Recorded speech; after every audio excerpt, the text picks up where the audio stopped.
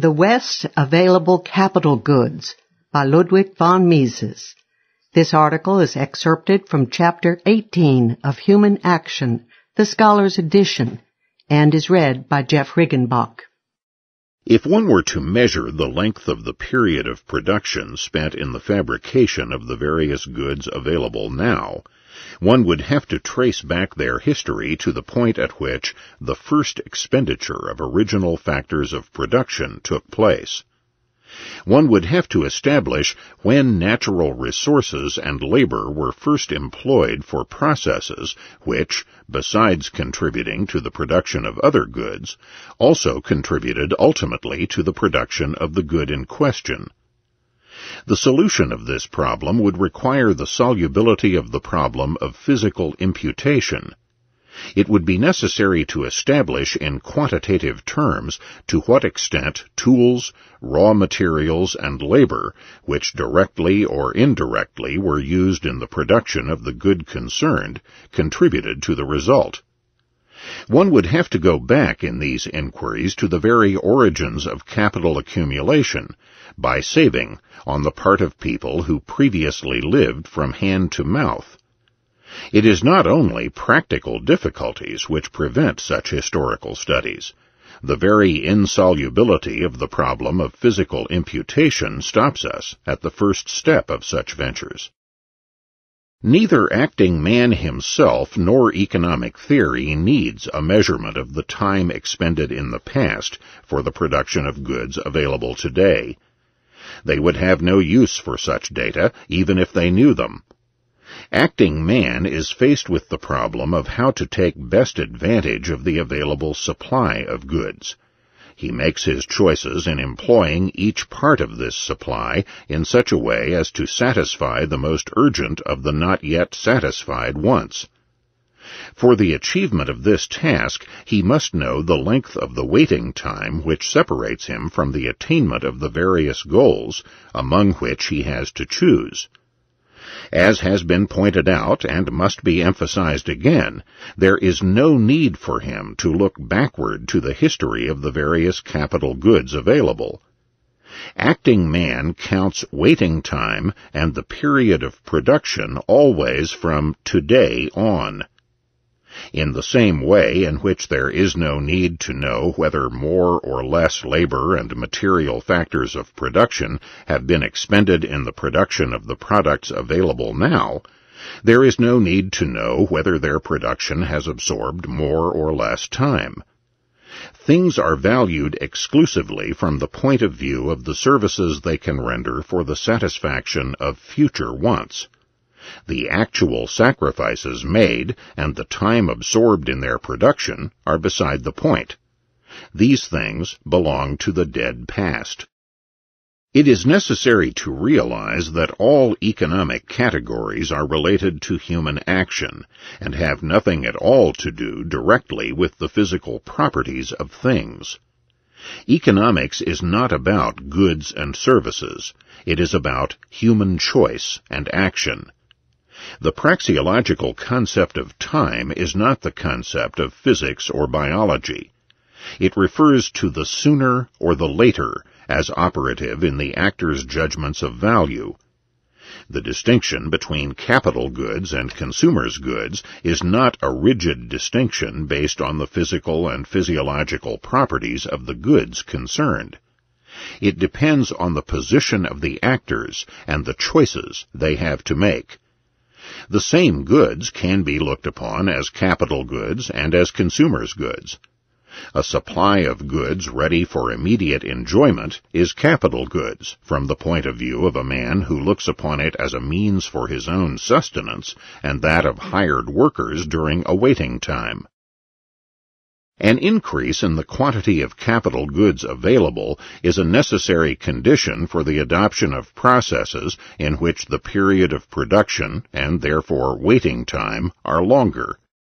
If one wants to attain ends which are temporally farther away, one must resort to a longer period of production, because it is impossible to attain the end sought in a shorter period of production. If one wants to resort to methods of production with which the quantity of output is higher per unit of input expended, one must lengthen the period of production. For the processes with which output is smaller per unit of input have been chosen only on account of the shorter period of production they require. But, on the other hand, not every employment chosen for the utilization of capital goods accumulated by means of additional saving requires a process of production in which the period of production from today on to the maturing of the product is longer than with all processes already adopted previously. It may be that people, having satisfied their more urgent needs, now want goods which can be produced within a comparatively short period. The reason why these goods have not been produced previously was not that the period of production required for them alone was deemed too long, but that there was a more urgent employment open for the factors required. If one chooses to assert that every increase in the supply of capital goods available results in a lengthening of the period of production and of waiting time, one reasons in the following way. If A are the goods already previously produced, and B the goods produced in the new processes started with the aid of the increase in capital goods, it is obvious that people had to wait longer for A and B than they had to wait for A alone. In order to produce A and B, it was not only necessary to acquire the capital goods required for the production of A, but also those required for the production of B. If one had expended for an increase of immediate consumption the means of sustenance saved to make workers available for the production of B, one would have attained the satisfaction of some wants sooner. The treatment of the capital problem customary with those economists who are opposed to the so-called Austrian view assumes that the technique employed in production is unalterably determined by the given state of technological knowledge. The Austrian economists, on the other hand, show that it is the supply of capital goods available at each moment that determines which of the many known technological methods of production will be employed. The correctness of the Austrian point of view can easily be demonstrated by a scrutiny of the problem of scarcity of capital. Let us look at the condition of a country suffering from scarcity of capital. Take, for instance, the state of affairs in Romania about 1860. What was lacking was certainly not technological knowledge. There was no secrecy concerning the technological methods practiced by the advanced nations of the West. They were described in innumerable books and taught at many schools. The elite of Romanian youth had received full information about them at the technological universities of Austria, Switzerland, and France. Hundreds of foreign experts were ready to apply their knowledge and skill in Romania. What was wanting was the capital goods needed for a transformation of the backward Romanian apparatus of production, transportation, and communication according to Western patterns. If the aid granted to the Romanians on the part of the advanced foreign nations had consisted merely in providing them with technological knowledge, they would have had to realize that it would take a very long time until they caught up with the West. The first thing for them to have done would have been to save in order to make workers and material factors of production available for the performance of more time-consuming processes. Only then could they successively produce the tools required for the construction of those plants, which, in the further course, were to produce the equipment needed for the construction and operation of modern plants, farms, mines, railroads, telegraph lines, and buildings. Scores of decades would have passed until they had made up for the time lost. There would not have been any means of accelerating this process than by restricting current consumption as far as physiologically possible for the intermediary period. However, things developed in a different way. The capitalist West lent to the backward countries the capital goods needed for an instantaneous transformation of a great part of their methods of production. It saved them time and made it possible for them to multiply very soon the productivity of their labor. The effect for the Romanians was that they could immediately enjoy the advantages derived from the modern technological procedures. It was as if they had started at a much earlier date to save and to accumulate capital goods. Shortage of capital means that one is further away from the attainment of a goal sought than if one had started to aim at it at an earlier date.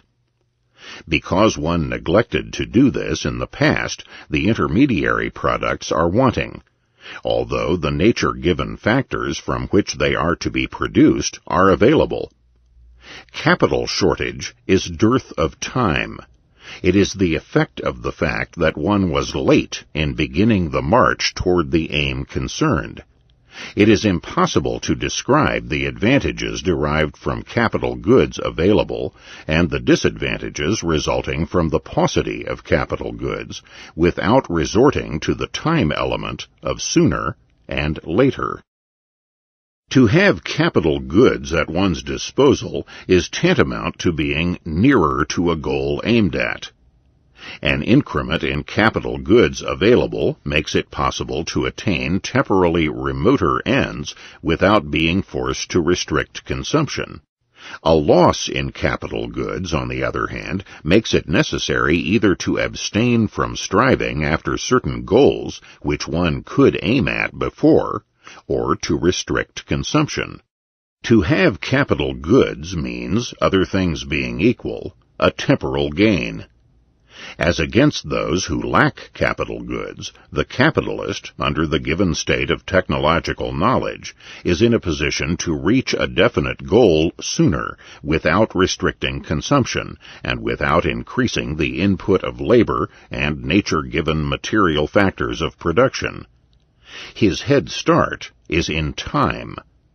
A rival endowed with a smaller supply of capital goods can catch up only by restricting his consumption. The start which the peoples of the West have gained over the other peoples consists in the fact that they have long since created the political and institutional conditions required for a smooth and, by and large, uninterrupted progress of the process of larger-scale saving, capital accumulation, and investment. Thus, by the middle of the 19th century, they had already attained a state of well-being which far surpassed that of poorer races and nations, less successful in substituting the ideas of acquisitive capitalism for those of predatory militarism. Left alone and unaided by foreign capital, these backward peoples would have needed much more time to improve their methods of production, transportation, and communication.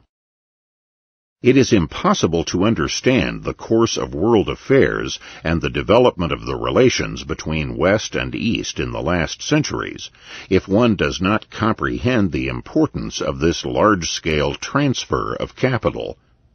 The West has given to the East not only technological and therapeutical knowledge, but also the capital goods needed for an immediate practical application of this knowledge. These nations of Eastern Europe, Asia, and Africa have been able, thanks to the foreign capital imported, to reap the fruits of modern industry at an earlier date. They were, to some extent, relieved from the necessity of restricting their consumption in order to accumulate a sufficient stock of capital goods. This was the true nature of the alleged exploitation of the backward nations on the part of Western capitalism, about which their nationalists and the Marxians lament. It was a fecundation of the economically backward nations by the wealth of the more advanced nations. The benefits derived were mutual. What impelled the capitalists of the West to embark upon foreign investment was the demand of the consumers. Consumers asked for goods which could not be produced at all at home, and for a cheapening of goods which could be produced at home only with rising costs.